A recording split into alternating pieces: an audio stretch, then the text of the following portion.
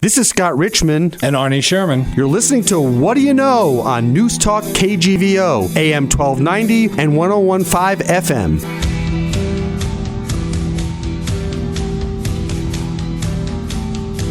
Good morning, Arnie Sherman. Scott, how are we doing today? Better than last week. Better than last week.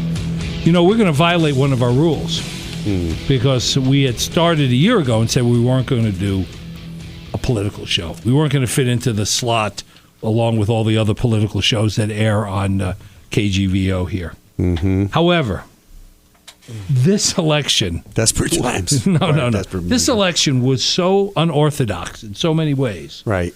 That I think we'd be remiss in not doing a postmortem of exactly what happened, and both at the national level and here in Montana as well. And I couldn't think of a better guest to bring on to help us sort through all of the noise and try to get down to some fact and substance and maybe even more importantly, what do we need to do moving forward? Right. This nation is so divided at the moment. It's I've never seen it like this in my lifetime. We have Eric Stern on here as the Deputy Secretary of State and Chief of Staff in that office. And as you know, and as our listeners know, the Secretary of State has many responsibilities, but one of the roles is to oversee elections. And there hasn't been more important election probably in our lifetime than this one. And so we've asked Eric to join us. I think the rule book has been rewritten. Well, a lot of things have been rewritten. Right. We have a lot to talk about. On Tuesday, President-elect Trump went in to meet with the New York Times editorial board and had a conversation, a freewheeling conversation with them. And some of the things that came out of that were, to me, shocking. Right. He actually said to the editorial board that the law is totally on my side and the president can't have a conflict of interest. I think the last time somebody said that, it was Richard Nixon to David Frost on the David Frost show, and of course that came back to to bite him seriously. Right. He also said, theoretically, I can run all of my companies perfectly, and then I could also run the country perfectly, as if the country was just some other company to run, along with all my other companies. So there's a lot more that happened. I don't want to belabor that point, but that was I thought very telling, and maybe one of the scariest things I've heard in the whole presidential dialogue, coming from all sides. This notion that I'm above the law. I'm the president, and I can't be in conflict of interest. I'm a board member or the main principal in over 250 companies around the world. And in fact, during the election cycle in May, he registered 8 new companies in Saudi Arabia. Is that right? Yeah. And I mean, all of these kinds of things are very unusual because we have not had a person like this in the White House. We haven't had a businessman who has no political experience, never been elected to any office, public office, now in the job and not having a lot of background experience or intellectual curiosity about the presidency, has a perspective on it. A very myopic view of what it can and should be. And well, I thought it was very telling. Dangerous. I mean, I don't know who his ethics counsel is going to be. We're going to talk to Eric about that. But that guy's got to have the worst job, in America. Recently, the former ethics counsel to George W. Bush said that this guy, he said that Donald Trump, on the first day that he's in office, could be impeachable. Remember, though, the Bushes don't like Trump. So that's right. I know that. You have to remember that whatever that guy was saying, he was looking. By the way, Eric Stern has joined us already. It's perfect. And we can just keep this going and rolling. Yeah, I know exactly right. They don't like him, but he's also now a law professor at the University of. This is Alberto Gonzalez. You're talking. No. I'm talking about, and I'm trying to remember his name. Surrogate Stew. Yeah, he was Bush's ethics counsel. And now he's a but he was speaking, not the guy who was speaking out about Comey and his kerfuffle. No, but anyway, the thought that a former ethics professor who understands the emoluments, I guess it's called emoluments clause of the Constitution. Yeah. Oh, it's Richard. I'm sorry, it's Richard Painter. He's University of Minnesota law professor and former White House ethics counsel for George W. Bush. He says that's a serious clause in the First Amendment of the Constitution. The fact that George W. Bush is being cited I know. for... It's not, and it's not illegal. Here, talk closer. No, right. You got it? Is that good? Better, yep. It's not illegal to own a business and be a chief executive, a publicly elected chief executive. That's exactly right. It's illegal. What's illegal is to have a conflict, or unconstitutional is to have a conflict. So let me ask you about that. We're jumping right into Well, let's do this. Let's do a quick ID. You're listening to What Do You Know on Newstalk KGVO. Our guest is Eric Stern. Our return guest is Eric Stern. Right, Deputy Secretary of State and Chief of Staff. Exactly, and he's joined us in the studio. We'll be right back after this with What Do You Know? Okay, we're back. I want to continue in the stream about conflict of interest. It's a very interesting concept. For example, if a foreign dignitary stays at a Trump hotel when he's visiting in D.C. to the president, and he's staying there because he wants to show his support of the Trump family and the Trump business interest, is that a conflict? I think it is. Let me give you another one. If the Secret Service, which they do, have to take apartments at Trump Tower on Fifth Avenue because Melania and Barron Trump are going to stay in New York, that rent goes to the Trump family. Is that a conflict of interest? It is a conflict. It's impossible for him to be president and not have inherent conflicts. And so he either has to divest himself of the business or have it put in a blind trust. I don't see any other way around it. Well, the blind trust, it's interesting. If you have 250 businesses, he's not stock portfolio, right? It's businesses that he owns. Some of them he knows and controls. He's a controlling interest. Right. I don't know how you can put businesses in a blind trust. You still know you own them. Stock is a little bit different. You're not tracking your stock portfolio. It's given to an investment advisor who doesn't tell you what they're doing with it. But when you own businesses and you know, would Michael Bloomberg, the mayor of New York, didn't he put his in a blind trust when didn't he put his in a blind trust when he became mayor of New York? I think he put it in a blind trust, but he didn't have as many physical holdings. I don't believe he remained. I thought he remained the chief. Let's look that up. He remained. That'd be interesting to look up. He remained I think one of the only owners of Bloomberg Industries, which was, a $50 billion or whatever. And I thought that was the case. And completely separate, right? He was completely cut off. Right, because he had people running his business. The thing is that Trump runs all of his businesses with his kids. Right. And isn't he trying to also bring... That's the second That's the second question. Right. Is what if he separates himself? Does the fact that his kids can end up making decisions both for it's fascinating in a legal that way. affect both the United States and their business Well, he at the same time? He just had two meetings, one with the Prime Minister of Japan and one with the president of Argentina. Right. And she was involved in both of those meetings and discussions. Right. And sometimes ethics, you look at state ethics laws, federal ethics laws, sometimes they include immediate family, and I think sometimes they don't. And I'm not close enough to the federal law to know what it says about this, but I think there's no question that for him, and by the way, it's somewhat unrealistic to expect him to sell him and his children to essentially it's not gonna divest happen. themselves. It's not going to First of all, think of the tax bill, if nothing else. Sure. No, I don't think that's going to happen. And I don't know that would even be fair to require it. Right. So there is something that has to take place here, but his statement that it doesn't matter because I'm president, therefore I can't break the law, that's ridiculous, and he's going to have to think harder about this than he is. But it doesn't. But what's the law he's breaking? Well, the law he's breaking is the First Amendment to the U.S. Constitution that says the president can't. There are federal laws that speak generally to what because it was just to conflicts of interest. Conflict of interest. So if he puts it in his kids' names and if he puts it in his kids' names and his kids have nothing to do with the government, right? Which it's unlikely that that's going to happen. I think it's also a question of, is you're an unpaid advisor, which is what his kids are trying to be. I don't know if does that bring them into the emoluments clause of the right. It's a very complicated legal issue. But the real issue becomes some of the other things that would result, regardless of whether it's a conflict or not. If he's traveling around the world, when he stops in another city, does he stay at his hotel? Does the whole entourage?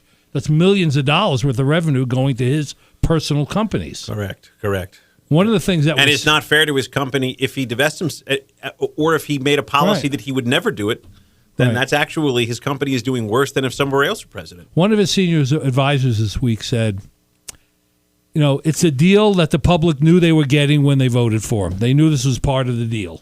that he was a businessman, that he had all these businesses, and that was already factored into the deal, to the equation when they voted and for that him. takes care of the political part of this. Right. But it doesn't take care of the legal part. Exactly. I think the legal thing is suspect, first of all, just in when I'm doing a little research here. Right. But the bigger issue is the pragmatic and practical issue. If he sits there and puts law into place, and then one of his companies is the direct beneficiary. So let's say he's collecting, one of his companies is a debt collection agency, and he puts something into play where he now has to do the debt collection. That's a direct conflict of interest, right? But if he puts laws in place which encourage people to do more debt collection, and then he's one of the beneficiaries, well, there's a million things. It's an In arm's Argentina length is a deal. perfect example. He's building a resort in Argentina where they're running into legal problems at the resort. Sure. So he has the president of Argentina on the phone talking about working cooperatively with them. It is unknown, clearly, whether he asked for any help or not. Correct. But he doesn't have to directly ask. It could be And But aren't all of that's- his calls public? Of public record? Like who he's called and what the nature of it is? Correct. But remember, ethics laws also talk about the appearance of impropriety, not just the impropriety. Right. So this is And where so what you end up with is almost an unworkable situation where every day, 100 times a day. Eric, don't we have ethics lawyers and lawyers in place that are super duper bright? And he should Hire them. Yes, and he should have had it all worked out prior. the day after he got elected, or even as a part of the transition. I don't know what Chris Christie was doing running his transition in the months leading up to the election. Right. But the answer should have been laid out on paper. Well, it probably signed it probably and sealed by speaks a very to the- good lawyer. Probably speaks to the point that they maybe didn't think they were going to win. Possibly. You know, well, he and- did say that he took the whole thing superstitiously, and he did not want to talk about any post-electoral issue until the day after that. Now, having run 2 statewide campaigns for a gubernatorial candidate for Governor Schweitzer, I can tell you that's not uncommon. Yeah, well, you don't want to jinx yourself. Okay. put the hoochie coochie on yourself. Right. Okay. So that's one of the issues. Let's talk about elections in general, Eric. On a national level, and then we'll talk about Montana. On a national level, one of the issues that was bandied about extensively during this campaign was the issue of voter fraud and voter suppression. Right. I've read somewhere that independent group looked at the voting record of 1 billion votes cast in the United States, and they found less than 6 examples of voter fraud. What is the position of the Secretary of State's office here on voter fraud, or you personally? Voter fraud is illegal federally. It's illegal under state law, and it is non-existent as far as we can tell in this state. There is no voter fraud. We don't have an issue here. Nobody has brought anything to our attention, and so as a practical matter, I mean, let's unpack this a little bit. There's voter fraud, then there's election rigging. Those were the 2 things you heard leading up to the election. I don't even know what election rigging means. I think the implication was that somehow the machines would, or people who actually run the elections were somehow going to be corrupt and dictate the outcome by illegal means. That was just a broad accusation, not only by Donald Trump, but by actually the GOP chair in Montana. Right. They didn't really raise anything specific. They just kept saying it and saying it and saying it. And when we sort of challenged him, we never heard back. Right. So the elections rigging was just kind of this throwaway thing. And then with voter fraud, again, it's similar.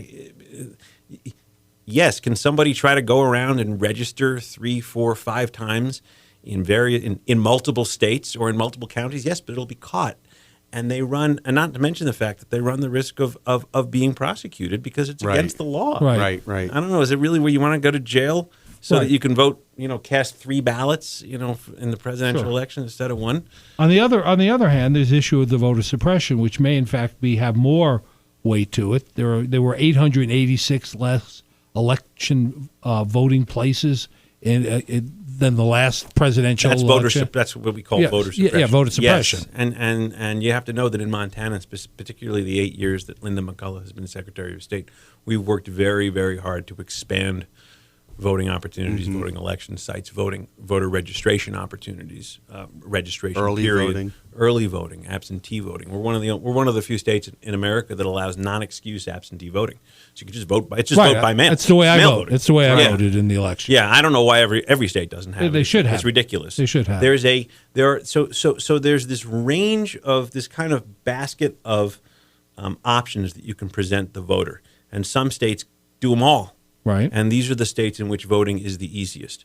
And in some states, they do as few as possible, and the reasons are almost always political, which is to Right. say that they believe whoever is making the decisions has determined, and usually it is the case that whoever's making the decision to deny these options to make voting easier is the state Republican Party, and they think that they can suppress Democratic turnout by doing so. Right. So it's very cynical. It's very naked. It's been going on a long time.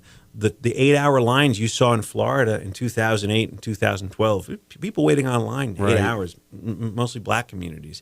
It was the opportunities to register and to vote, and the locations and the times were all limited by the legislature in the months leading up to the election, and that was for a very specific reason. Remember, travel time to polling places was like 3 hours in some southern states. I mean, that's suppression of a higher level. Right, and I think Eric, addressed that fairly directly. Quick question, though, about the GOP chairman of Montana. So he's just throwing out trial. It's consistent with how they ran their campaign. Rigging. Well, give us some proof. There is no proof. It doesn't matter if the fact is right or wrong. It's what was said. We said that's right. We talked what we about react this. to. We talked about this before. There's a difference between taking things literally and figuratively. Right. There is no literal examples. There are only figurative examples. I've been working politics now in this state since 2004. I can tell you the truth has never stopped a lot of people in this state from saying things. Of course. I mean, they're not the first. Well, that brings up a good point, which is sort of the rebranding of lots of things during this cycle. This has been the most marketing-oriented and rebranding-oriented election cycle I've ever seen. We have terms now, post-truth, which what does that mean? Lying. Fact-checking. Lying. Right. Post-truth is lying. It's been that way there's been a lot of post-truth. So none of this is new. For a while. He just amped it up. No, well, Not new. and it's also Not new at all. rebranding. This fake news. Fake news is really propaganda. Oh, yeah. I mean, that's all it is. I mean, fake news, if it's not real news, it's just propaganda. A friend of mine. It's been rebranded. Right. I have a lot of fake news. It's propaganda. A friend of mine from another state was outraged. He sent me this photo that showed somebody with a ballot supposedly in Washington State, and it had Hillary Clinton's name listed twice instead of Hillary and Donald. Right. And he was practically Apoplectic. shrieking at me, showing me the photo, and I immediately just Googled it, and it turned out that Be it a was fake. It was a hoax. Yeah. Right. And Just to fan the fuel. But even smart people are sometimes Take it. Well, no. Well, if it feeds what your belief is, you're looking for something that reinforces you or makes you feel better about it. My favorite, though, not my favorite. It's the scariest one. Is this alternative right? Right. It sounds which is more friendly than white racist, supremacist, white nationalism, and neo-Nazi. We had these guys saying "Heil Trump." That's what it is. It's neo-Nazi and essentially Ku Klux Klan type activity. Right. And the alt-right is almost a euphemism. Right, but it's a rebranding. Right, it sounds more palatable if you say what's the alternative right instead of saying what it really is. Remember Tony Schwartz's book, The Medium? Was it the Responsive Chord? Yeah, responsive. Exactly. Okay, all these guys are doing, and all they did was they tweaked the responsive chord with interruptions, with headlines, with false. It's all it was. Well, it would be And he played it surprising right. under any circumstance, Democrat or Republican, in previous elections, if somebody who was the publisher of a far right or far left publication would become senior White House strategist. And we have that with Steve Bannon now. His publication, Breitbart, was notorious journalists have for become being a chief of press secretary. dividing and not a uniting Correct. kind of publication. Correct. Although you can't, I would say that you don't ding Trump twice for the same thing. In other words, he was already an advisor on the campaign. Right. He was his senior advisor. Right. You have to expect that whoever the senior advisor is going to become senior advisor in the White House. Exactly. So really, I'm not surprised, and it kind of, maybe it should have been litigated more carefully during the campaign, but it is what it is now, and everybody knew it was going to happen. So what do you think about the effect of, kind of chastising and criticizing and lecturing the media? We had an event last week where the presidential candidate brought the media all together and, basically, chastised them. I mean, Trump thinks he didn't get a fair shake. He'll never be happy with the media. Well, all right. Well, let's take a break. You're listening to What Do You Know with Scott and Arnie. Our guest is Eric Stern, and we're talking all things 2016 presidential election. I'm imagining we're going to get into state elections at some point, too. We'll be back after this.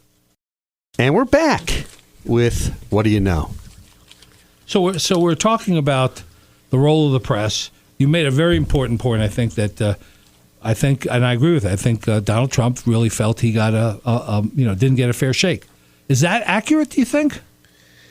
Not really, because he made his own news very deliberately, night in and night out. The deal with Trump is he basically tried to create controversy on a daily basis, and then cause himself to dominate the news every night. Which he did. So I don't know. I do think there are certain channels, networks, places in the media that are more liberal than conservative. I don't. The newsroom at the New York Times is not half Democrats and half Republicans. No, it's not. I hate to break it to you. Right. No, it's more we liberal know than that. conservative.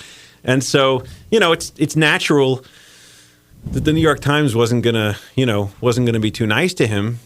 But I don't. Right, but even if you follow, let's use that example. I mean, Ross Donath and David Brooks, who were the conservative columnists, at least were thinking conservative columnists and try to focus on issues rather than the emotions of what were going on. Right.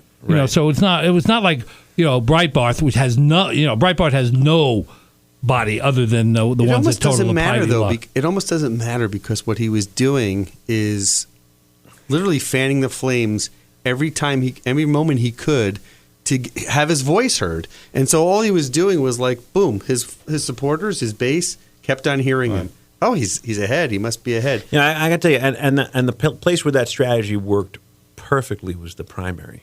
Yes. If you are if you're running in a Republican primary with a lot of other guys or gals, and you say something like, we're going to ban Muslims or we're going to send back all immigrants, and everybody else on the stage says, whoa, I'm not going quite that far. That's a little bit much for me.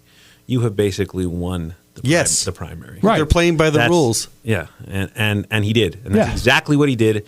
It was very deliberate, and the added value to him is that it was some of these positions were so outrageous that they would dominate the TV the news that cycle. night, and he would be criticized heavily from all quarters on CNN or ABC News. But it didn't matter. That worked to his advantage. Sure, he's a martyr at that point because his audience was very well. Very When specific.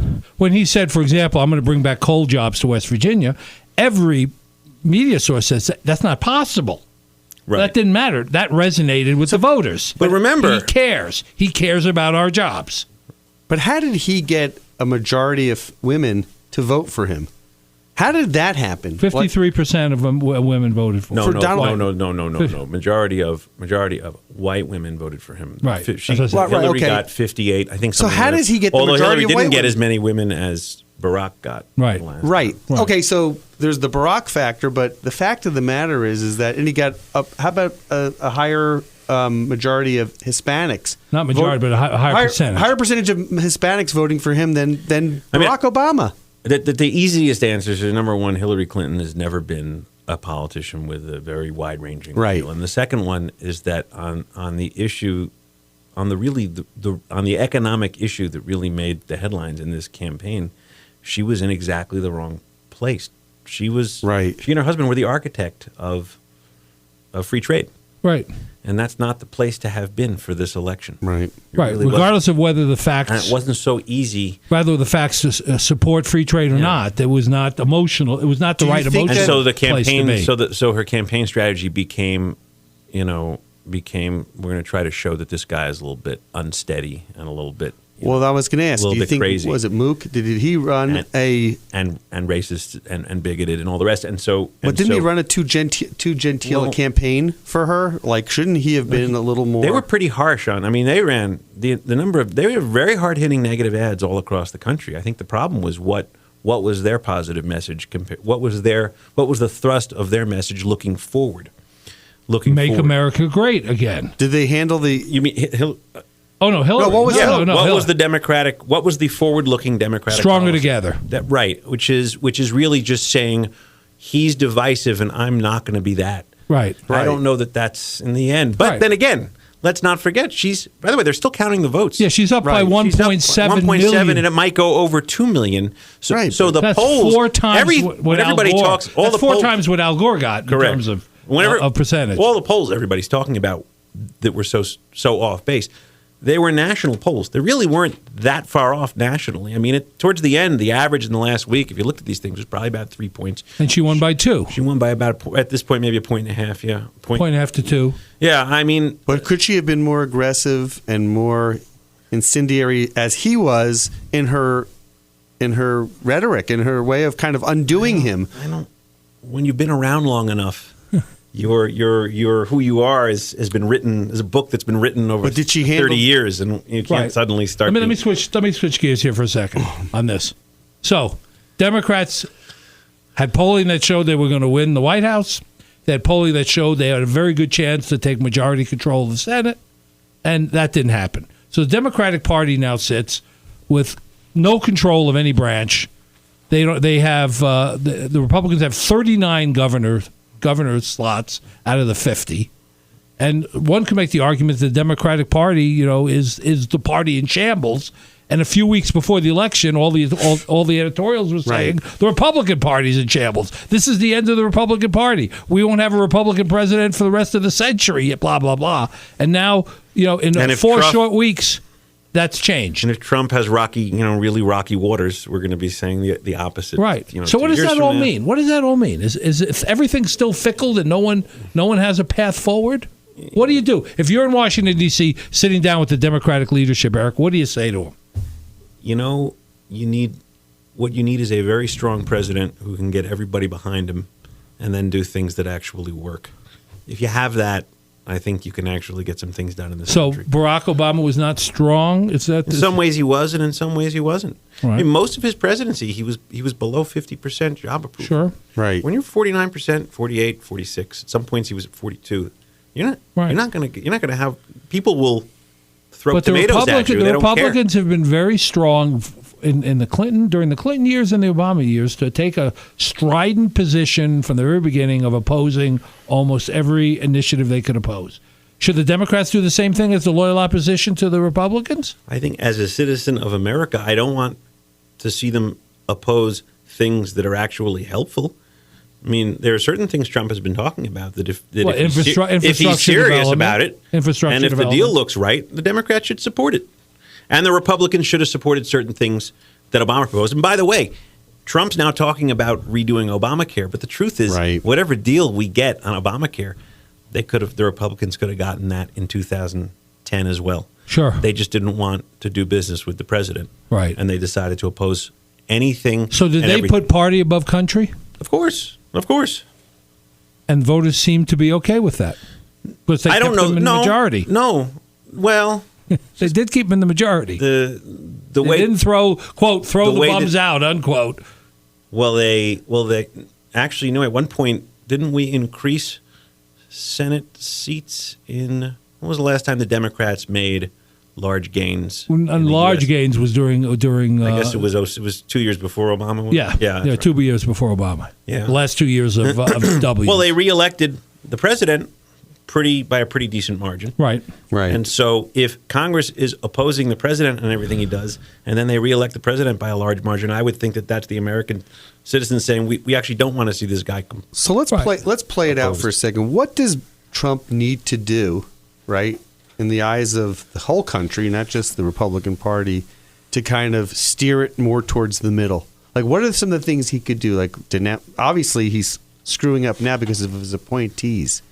right? Well, to some people's perspective, some people like the they like the tougher guys. They like having a guy named Mad Dog over at the Defense Department. Arnie, in your opinion, what can he do to bring people closer to the center and bring you in? I think what Eric was alluding to, he has to. There are some things that are good for the country that he supported, like infrastructure jobs and building the infrastructure of this country.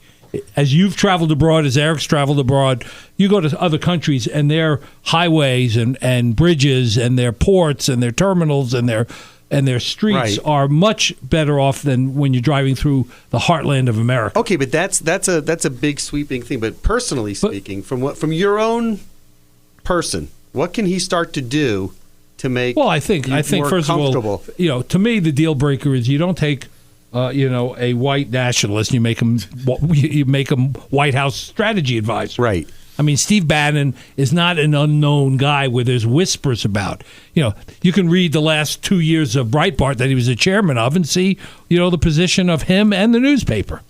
As a citizen, I'm offended by a guy who didn't want to send his kid to a public school because there were Jews in the school and only did it because his wife trumped him on the issue. And he admitted that. He said, I didn't want my kid to go to that school, but she wanted out. So clean up in terms of the appointments. But that's the thing about him is that look what he did with Christie. You read the Times today about Tuesday? But he said in the New York Times interview, he said that if I thought he was an alt-right guy, I never would appoint him. So it's not true. In fairness, when Christie first started helping him back earlier this year, Christie's two senior aides hadn't yet told a federal court. Yes, that's true. Christie had ordered the blocking of the George Washington Bridge and the 8-hour traffic jam or whatever it was. Right. And so the truth is, I wasn't surprised. As always, he was trumped. The lie is more damaging than the actual event itself. But if you want to be hopeful about the Trump administration, let's be hopeful about it. How can we do that? He's talking about closing the loophole. Where right now, hedge fund managers, private equity fund managers, these are the billionaires in society. They essentially pay 15% tax because of a federal loophole. It's been there since the 1950s. Right. You close. He says he wants to close it. If that's true, it's the first time that any Republican with a real megaphone has ever said, "Let's close it." Plenty of Democrats have been arguing for a long time. So if he closes that, it brings in tens of billions of dollars revenue instantly to the United States Treasury and creates some more tax fairness. Right. So that's good. Everybody should support that. What else? In theory, if it comes to the table and an immigration deal can be hammered out that doesn't look like what he was talking about, but is some major compromise, then we will have solved something that people have been wrangling about for 40 years, but nobody has ever done anything about. Right. If we don't just go around with cattle cars and start collecting people and and remember, there are plenty of moderate Republicans who live in border states that aren't so thrilled about this notion of deporting everybody or building a wall. The workforce. Well, it's a workforce. It is a workforce. That's exactly right. And they contribute a lot to the tax base. They contribute. It is. But it is a workforce. Okay, so immigration, hedge fund. What else? Do you know that aliens in this country contribute more tax revenue than the top 1% do? It's true. I'm not surprised. And then you don't want to get rid of all of them. So free trade, is the tough one, and I know he's talked about first day in office. I'm going to repeal the TPP. Yeah. I mean, I'm not an economist, and I don't know how this stuff pans out, but as I understand it, once you are a free trade society, especially things like NAFTA, it's not so easy to put the genie back in the bottle. Right. And then the other thing is, even if you close down the Canadian border, it doesn't mean that someone's suddenly going to build an auto plant there. Right. And as you know, Arnie, a lot of these auto plants didn't go to Canada. They went to the South, places like Alabama. Sure. Because that's the economic development model in this country, where you basically one state tries to poach the business of another. Right, and they provide incentives, competitive incentives. So the other issue that's a big important one, I think, to me and to a lot of people is climate change and global warming. 190 nations have agreed to a climate agreement that you won't see anything out of Trump on that. I don't know how you can call climate change a hoax one day and then propose something to solve it the next. I don't see it. So you think he's going to pull out of the climate accord? Whether he pulls out or whether he just doesn't really implement, hold up the end. Yeah, our end. I don't know. Right, implement it here. How about the big one, the Supreme Court, and some of the issues there? Very emotional issues, but are they as important as what we were talking about here? Well, the question there is, first of all, regardless of who he nominates, will the Democrats? There's been some talk that the Democrats will do what the Republicans did And block. and just block it. Of course, the Republicans can suspend the filibuster rule, and then they could essentially approve whoever they want. Right. But it's never been done for a nominee. They can use a budget reconciliation tool. There's for the listeners who don't understand that. So most things that the U.S. Senate does require 60 votes by a rule of the Senate, and it's supposed to foment compromise and everybody working together.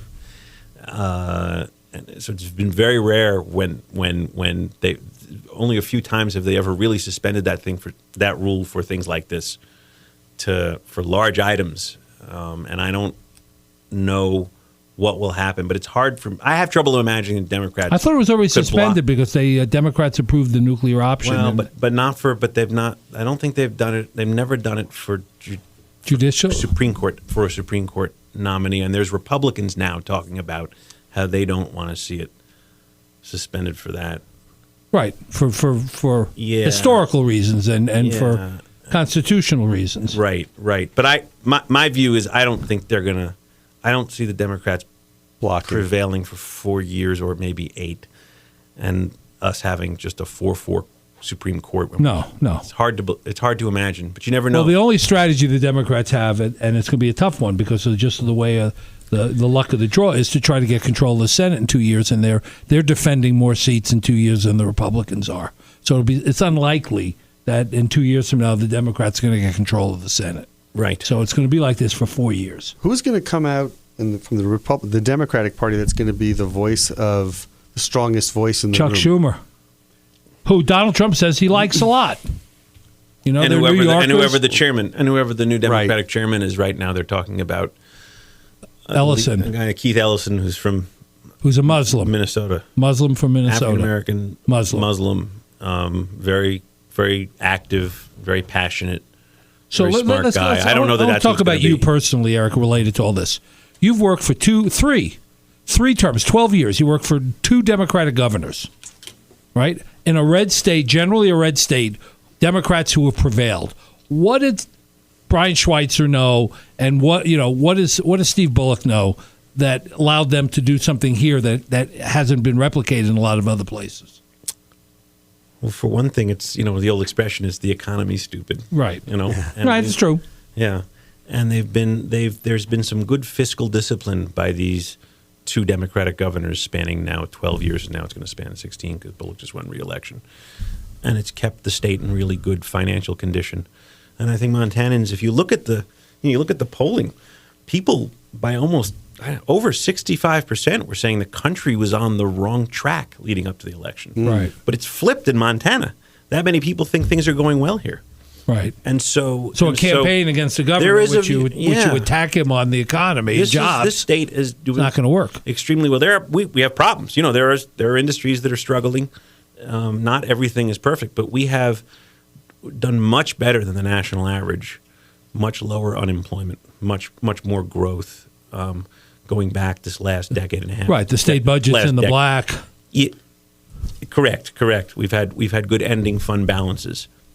We haven't had any, there haven't been any, snafus that caused an economic, crisis back in the early 2000s under the last Republican governor. They had to shut the Capitol down. They couldn't even water the lawn because they didn't have the money. Right. Are there any races in Montana that where the outcome surprised you at all?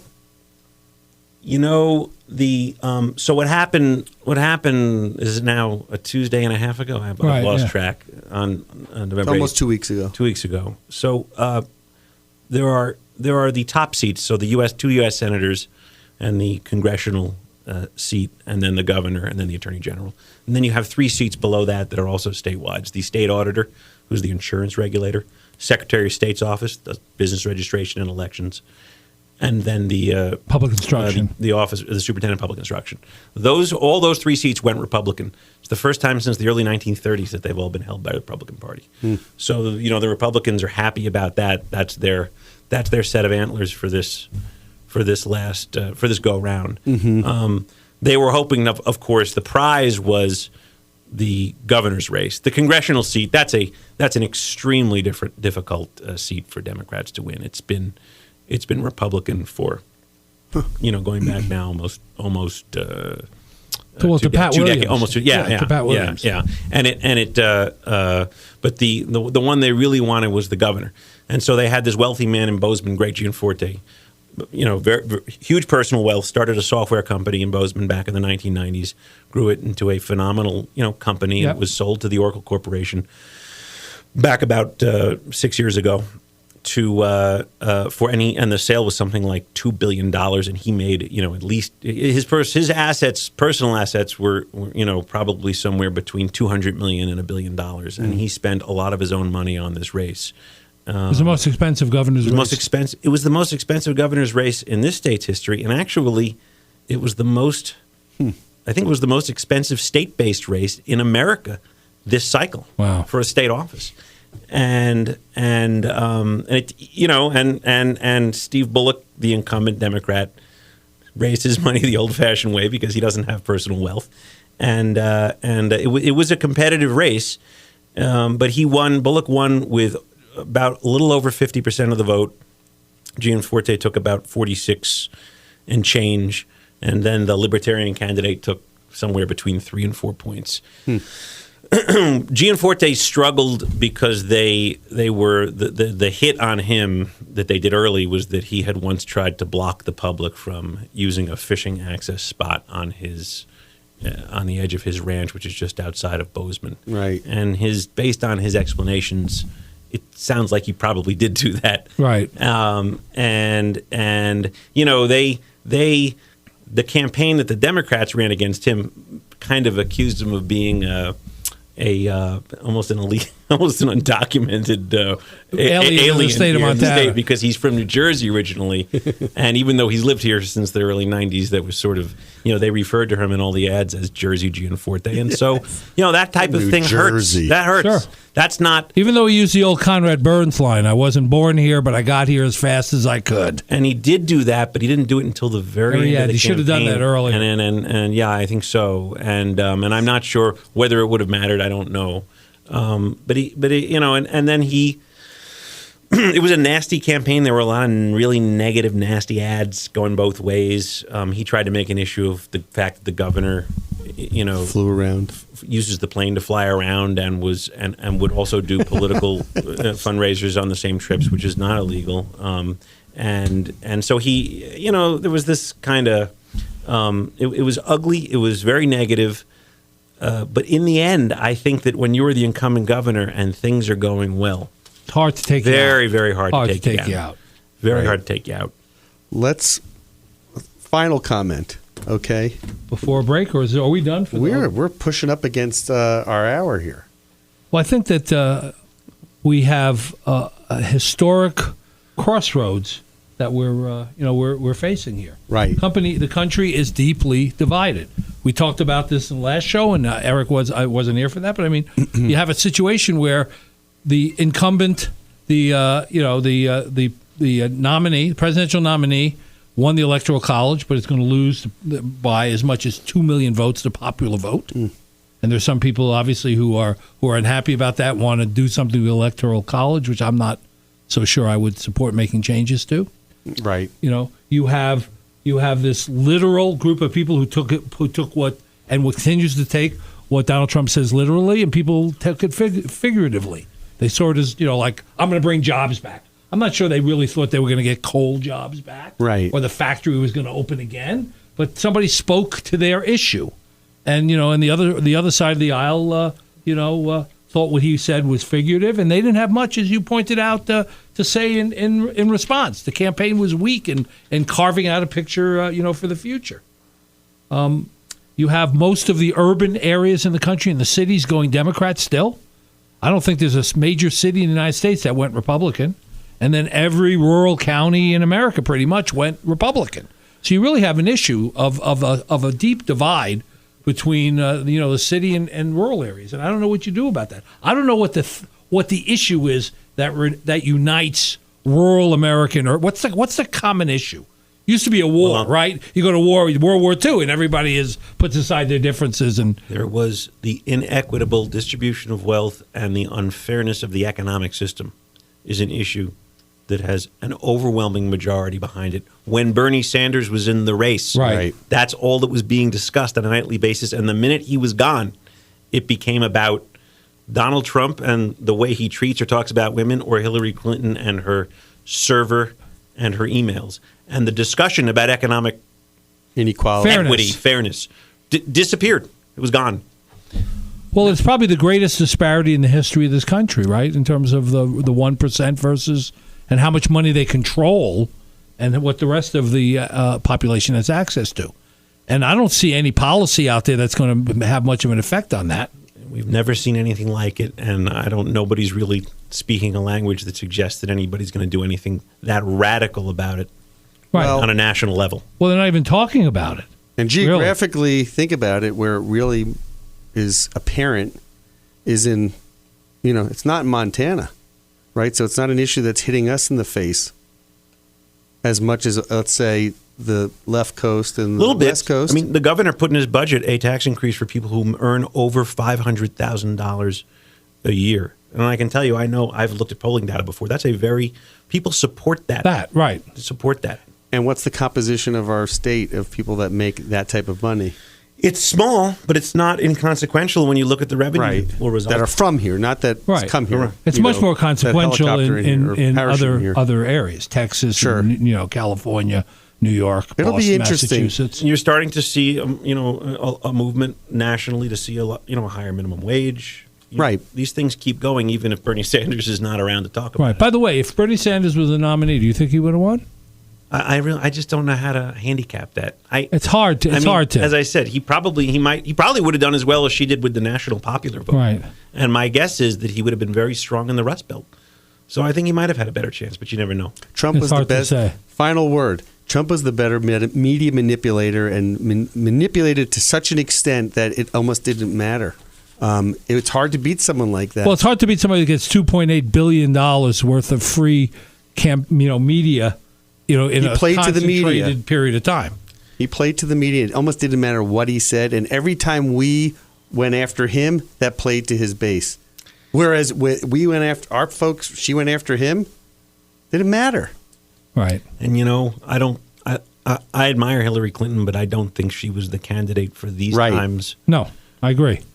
I think that's for sure the case, even though she got 2 million more votes. Correct. Well, let's see what happens. It's been a great Sunday morning. Our guest was Eric Stern on What Do You Know? Arnie? Eric, it's always great to have you here. You always give a level-headed perspective on things that are going on. Love having him here. And then who's our guest for next week? Next week we have Mike Morelli, who's head of the Entertainment Management Program at the University of Montana, the only entertainment management program in the country that isn't on a coast. Beautiful. All right. Look forward to seeing you next Sunday. Thanks again. Take care. Thank you for listening to What Do You Know? I can't wait for the next show, Scott. I'm excited too, Arnie. If you'd like to suggest a guest, send me an email at scottrichmond@townsquaremedia.com. We'll see you next week. And thanks for listening to Newstalk KGVO, AM 1290, 1015 FM, and newstalkkgvo.com.